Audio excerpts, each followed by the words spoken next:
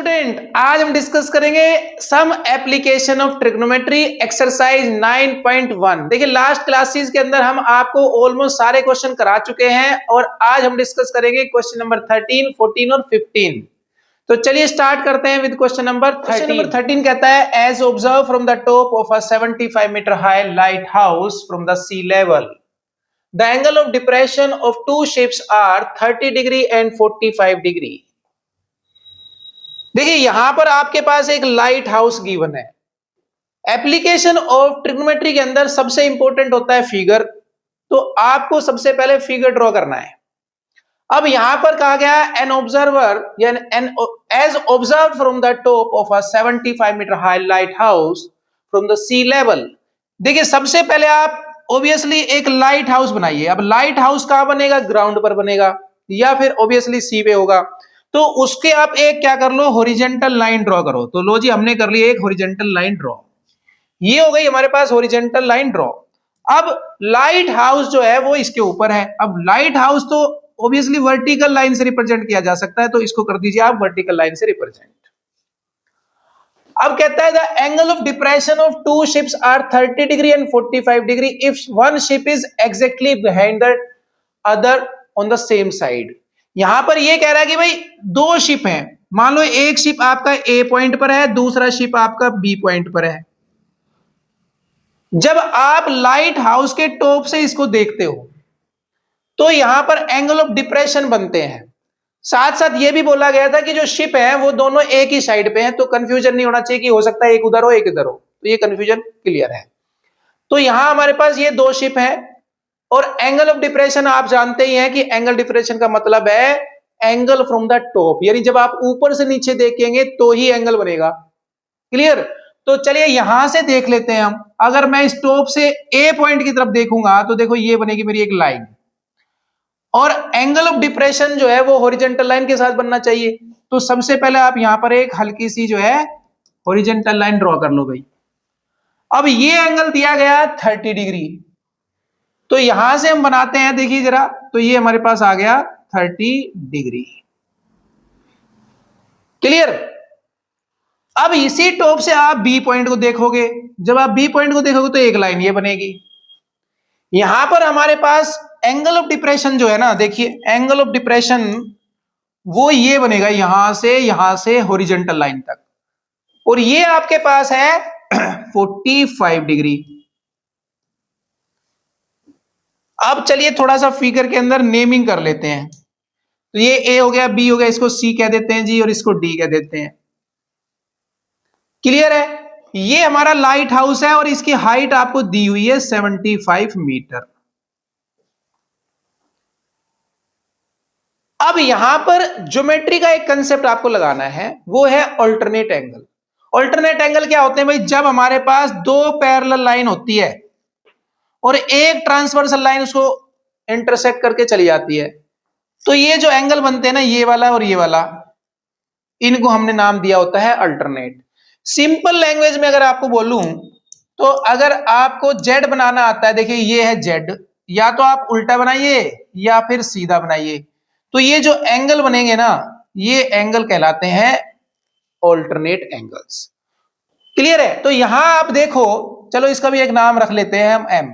अगर आप M D A को देखेंगे, एम डी ए सी, तो ये एक जेड बन रहा है, और इसका मतलब है ये एंगल अगर 30 था तो ये भी हमारा हो जाएगा 30।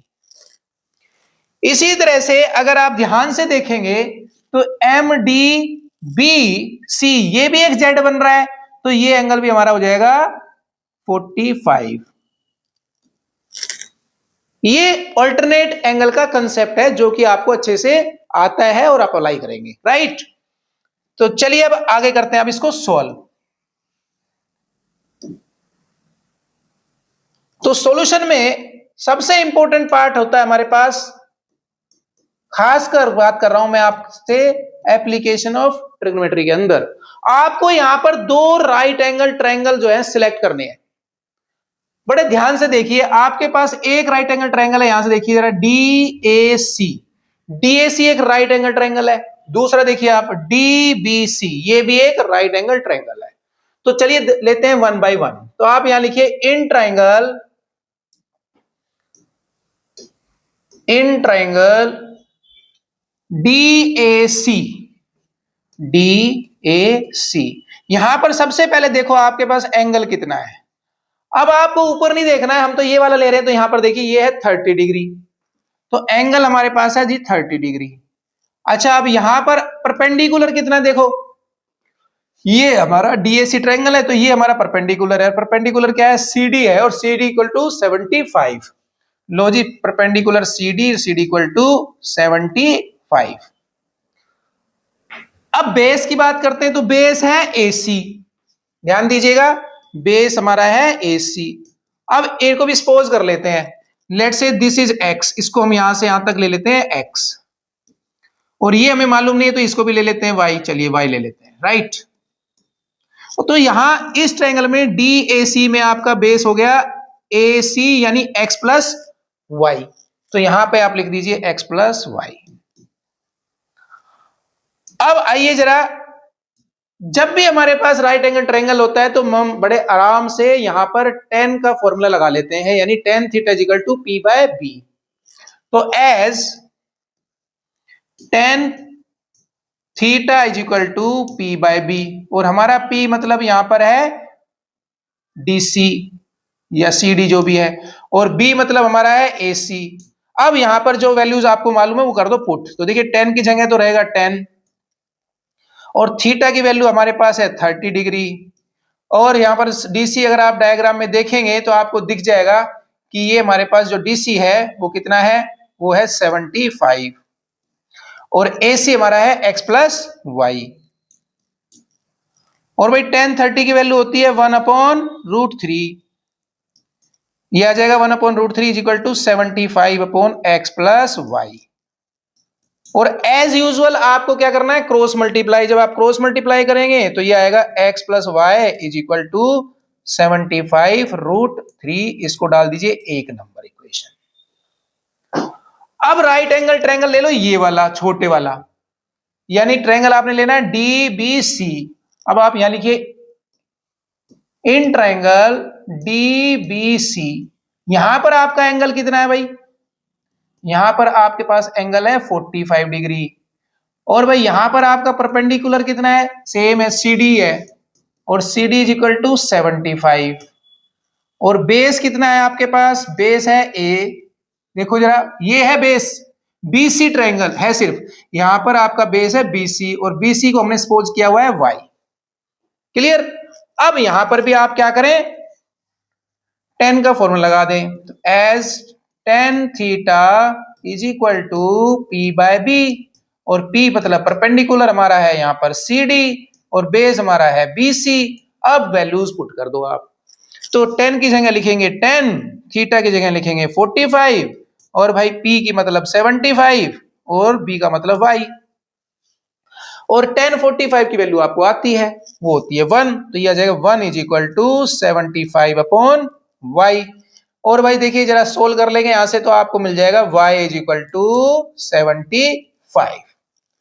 लो जी, लेकिन हमें तो बताना है डिस्टेंस बिटवीन टू शिप्स, तो डिस्टेंस बिटवीन टू शिप तो x है ना, तो हमें तो x बताना है। अब देखो y निकल गया, x इक्वेशन नंबर 1 में पुट करके निकाल लेंगे, तो यहां लिखते हैं from equation first and second, और भाई हमारी फर्स्ट इक्वेशन है x प्लस वाई, तो हम लिखेंगे x plus Y is equal to 75√3, यहां पर आप y की वैल्यू रख दो, तो ये हो गया जी x is plus 75 is equal to 75√3। अब यहां से x निकाल लेंगे, 75 इधर चला जाएगा, और ये हो गया हमारे पास 75√3 माइनस 75। अब इसको थोड़ा सा सोल्व कर लेते हैं, 75 यहां से कॉमन आ गया जी, ये हो गया जी √3 माइनस 1। अगेन अब मुझे तो नहीं पता ना एनसीईआरटी ने आंसर रूट में छोड़ा है या आगे सोल्व किया है, अगर वो √3 की वैल्यू मुझे दे देते तो मैं सोल्व कर देता, फिलहाल मैं इसको यहीं छोड़ देता हूं, राइट। तो कोई दिक्कत नहीं है, आप यहां छोड़ देते हैं तो भी और आगे सोल्व कर लेते हैं तो भी। तो ये हमारे पास आ गया x is equal to 75√3 minus 1 metre, और ये क्या है भाई x है हमारे पास डिस्टेंस बिटवीन टू शिप, तो आपने निकाल लिया distance between two ships and that is equal to 75√3 - 1 metre. तो ये क्वेश्चन हो गया आपका कंप्लीट। आइए चल देखते हैं क्वेश्चन नंबर 14। क्वेश्चन नंबर 15 कह रहा है अ स्ट्रेट हाईवे है ये, lead to the foot of a tower. ठीक, a man standing at the top of the tower observe a car at an angle of depression 30 degree approaching the foot of the tower. देखिए यहां पर आपके पास सबसे पहले एक tower है, और टावर किस पे बनेगा भाई, यहां पर कोई बात कही नहीं है तो इसलिए मतलब ग्राउंड के ऊपर है। तो जी लो बनाओ एक टावर और ये बनाओ ground. A man standing at the top of the tower observe a car at an angle of depression 30 degree which is approaching the foot of the tower with a uniform speed. 6 seconds later the angle of depression of the car is found to be 60 degree. अब एक आदमी यहां खड़ा है, अब यहां पर देखिए मैन की ना हाइट दी है, तो हम क्या करें, तो मैन को यहां पर एक पॉइंट मान के चल रहे हैं। ठीक है, तो वो यहां से देखता है कि भाई एक कार है, यहां पे एक मान लीजिए कार है, ए पॉइंट पर कार है, और वो कार को देखा एंगल ऑफ डिप्रेशन। देखिए अब एंगल ऑफ डिप्रेशन ऊपर से देख रहा है तो एंगल ऑफ डिप्रेशन बनेगा, और अब एंगल ऑफ डिप्रेशन के लिए मैंने लगा दी एक लाइन। लेकिन अब एंगल कहां बनाए, यहां नहीं बना देना है, एंगल ऑलवेज किसके साथ बनाना है, हॉरिजॉन्टल लाइन के साथ। तो आप बना दो यहां पर एक हॉरिजॉन्टल लाइन। तो देखो ये वो एंगल है जिसको वो देख रहा था, कार उसने देखी कि भाई कार जो है किस एंगल से आ रही है, 30 डिग्री से। ये था जी उसका एंगल। अब कार जो है यहां थी ए पॉइंट पे, थोड़ी देर चलते चलते वो यहां पहुंच गई, approaching towards the tower, tower की तरफ आ रही है वो। तो ये बी पॉइंट ले लेते हैं, और अब उसने देखा कि भाई एंगल तो जो है 30 की बजाय 60 हो गया। तो यहां से आप पहले एक लाइन बनाओ, बन गया। अब यहां पर देखिए एंगल ऑफ डिप्रेशन है, ध्यान रखिएगा, तो ऊपर बनाना एंगल, और ऊपर किसके साथ, हॉरिजॉन्टल लाइन के साथ। तो ये एंगल हमारा यहां तक इस लाइन तक होगा, और वो कितना है भाई 60। अब सबसे पहले आप क्या कर लो, यहां पर नाम डाल लो जी, नाम कहते हैं नामकरण कर लो। नामकरण करने के लिए हम क्या करें, ये ए हो गया, बी हो गया, ये सी कर देते हैं, इसको डी कर देते हैं, और इसको भैया लो ई रख लेते हैं, कोई बात नहीं, क्या फर्क पड़ता है। और मैं आपको ऑलरेडी बता चुका हूं कि आपको एंगल ऑफ डिप्रेशन के चक्कर में नहीं पड़ना है, आपको तुरंत उसको एंगल ऑफ एलिवेशन में कन्वर्ट कर लेना है। उसके लिए क्या है हमारे पास थ्योरी, वो थ्योरी है अल्टरनेट एंगल्स की। भाई जब भी आपको जेड दिखाई दे तुरंत ये एंगल बना लो, ये हो गया अल्टरनेट एंगल, या फिर उल्टा जेड दिखाई दे तो ये एंगल हो गए। तो यहां पर देखिए ये वाला एंगल जो है इस लाइन के साथ है, तो ये हमारा एंगल हो जाएगा ये। तो जितना एंगल ये है, ये कितना है भाई 30 डिग्री, तो ये भी हमारा हो गया 30 डिग्री। दूसरा एंगल आप देखिए, ये वाला है हमारा पूरा 60 डिग्री, ये इस लाइन के साथ था, ध्यान रखे। तो ये एंगल हमारा हो जाएगा कितने का, ये वाला, ये हो गया जी हमारा 60 डिग्री। क्लियर। और अब आपके पास दो राइट एंगल ट्रायंगल दिख रहे हैं आपको, आपके दो राइट एंगल ट्रायंगल हो चुके हैं तैयार। तो चलिए स्टार्ट करते हैं सॉल्यूशन। अब तो सॉल्यूशन में आप लिखें, एक राइट एंगल ट्रायंगल तो आपके पास है, देखो यहां DAC, तो आप लिखे इन ट्रायंगल DAC, और DAC ट्रायंगल के अंदर हमारा एंगल कितना है, देखो ध्यान से, एंगल है जी हमारा 30 डिग्री,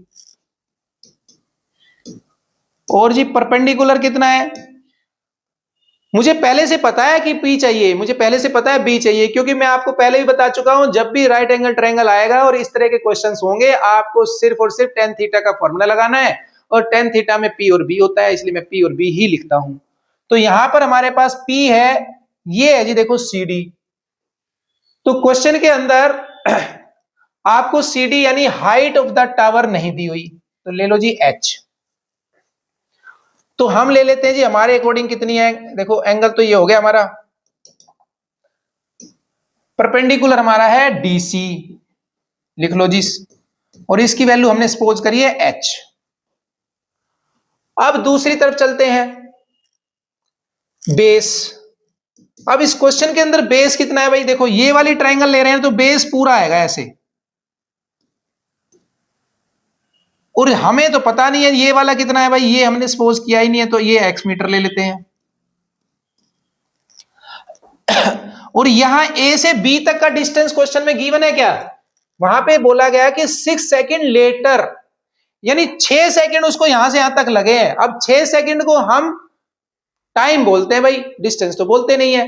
तो ऐसे केस में आपने क्या करना है, क्वेश्चन के अंदर यहां लिख लें late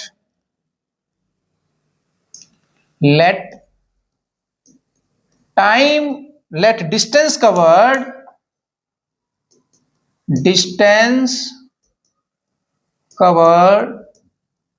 in 1 second is 1 metre.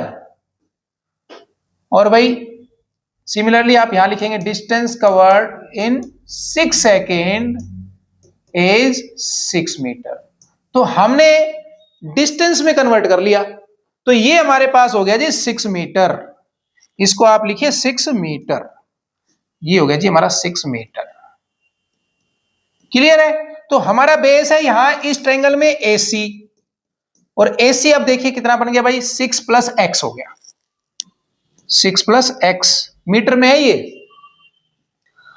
अब एज यूजुअल tan थीटा का फॉर्मूला लगा दो आप, tan theta is equal to P by B, और P हमारे क्वेश्चन में कितना है भाई, P है CD और बेस हमारा है AC। अब वैल्यूज पुट कर देते हैं, थीटा की जगह 30 डिग्री और P की जगह H और बेस की जगह 6 प्लस एक्स। अब tan 30 की वैल्यू रख दो, ये हो गया जी 1/√3, ये हो गया H अपॉन 6 प्लस एक्स। अब क्रॉस मल्टीप्लाई कर दो तो ये हो जाएगा 6 plus X is equal to H√3। इसको 1 नंबर इक्वेशन डाल देंगे भाई। अब दूसरा राइट एंगल ट्रायंगल देखो ये वाला है DBC, तो अब आप लिखिए इन ट्रायंगल DBC आपके पास एंगल है, एंगल 60 डिग्री, बेस और परपेंडिकुलर लिखिए, परपेंडिकुलर आपके पास अभी भी CD है और CD को हमने सपोज किया हुआ है H, और परपेंडिकुलर हो गया। अब बेस लिखिए, बेस आपके पास देखिए इस ट्रायंगल में सिर्फ जो है BC है, यहां BC हो गया और BC की जगह लिखो X, और अब फॉर्मूला यूज कर लो आप tan थीटा। तो tan theta is equal to P by B, और यहां पर हमारा P है CD और बेस है BC, और अब वैल्यू रख देंगे, थीटा की जगह रख दीजिए आप 60 डिग्री और P हमें पास H और बेस हमारा X। क्रॉस मल्टीप्लाई कर लो, नहीं उससे पहले tan 60 की वैल्यू रख दो, तो tan 60 होता है √3 और ये H बाय एक्स। यहां से आप क्रॉस मल्टीप्लाई करेंगे तो आपके पास आ जाएगा H is equal to √3x, ये नंबर 2। अब जरा क्वेश्चन में देखते हैं हम निकालना क्या है। क्वेश्चन में बोलता है find the time taken by the car to reach the foot of the tower. आपको यहां से यहां तक पहुंचने का टाइम बताना है। अगर हमें डिस्टेंस पता चल जाएगा तो हम टाइम निकाल लेंगे, यानी हम निकाल लेते हैं x। अब x निकालना है तो हमें यहां देखिए 2 इक्वेशन है, एक हमारे पास है x और h में और दूसरी सिर्फ h में है, और हमें सिर्फ x निकालना है तो h को कर दो एलिमिनेट, इसका मतलब h की वैल्यू पुट कर दो। तो h की वैल्यू रख देते हैं हम इक्वेशन फर्स्ट के अंदर, तो यहां लिखते हैं from equation first and second. तो आइए जी 6 की जगह 6 लिखते हैं, x की जगह x लिखते हैं और h की जगह लिखेंगे √3x, और इनटू में √3 पहले से भी है भाई एक, और ये हो जाएगा जी हमारे पास 6 प्लस एक्स, और √3 इंटू √3 होता है 3 और ये x, और भैया x वाली टर्म कर लो एक तरफ, यानी 3x की तरफ चला जाएगा x, ये हो गया 2x, और 2x इज इक्वल टू 6 और x is equal to 6/2 and this is 3। ध्यान रखिए ये हमारा मीटर में आया है। अब 1 सेकंड में डिस्टेंस होता है 1 मीटर, तो भाई 3 मीटर जो है वो कितने सेकंड में होगा? यस, तो time to cover 3 metre is 3 second. लेकिन आपको क्या बताना है भाई? Find the time taken by the car to reach the foot of the tower from the point. तो यहां से यहां तक पहुंचने का टाइम बताना है आपने। तो टोटल टाइम कितना हो गया भाई हमारा? टोटल टाइम मतलब T1 प्लस T2। और भाई देखो यहां तक जाने में 6 सेकंड लग रहे थे और यहां तक जाने में 3 सेकंड लग रहे हैं, तो कुल मिलाकर के 9 सेकंड। तो ये क्वेश्चन भी आपका हो गया कंप्लीट और साथ साथ आपकी ये एक्सरसाइज और चैप्टर दोनों हो गए कंप्लीट। अगर आपको वीडियो वास्तव में पसंद आ रहा है ना, तो वीडियो को करें सब्सक्राइब और शेयर, साथ साथ लाइक भी कर दें, ताकि आप समय पर, अगर वीडियो आपको पसंद आ रहा है तो वीडियो को शेयर करें, सब्सक्राइब करें और लाइक करें। मिलते हैं with different topic, with different exercise, same time, same place, same channel.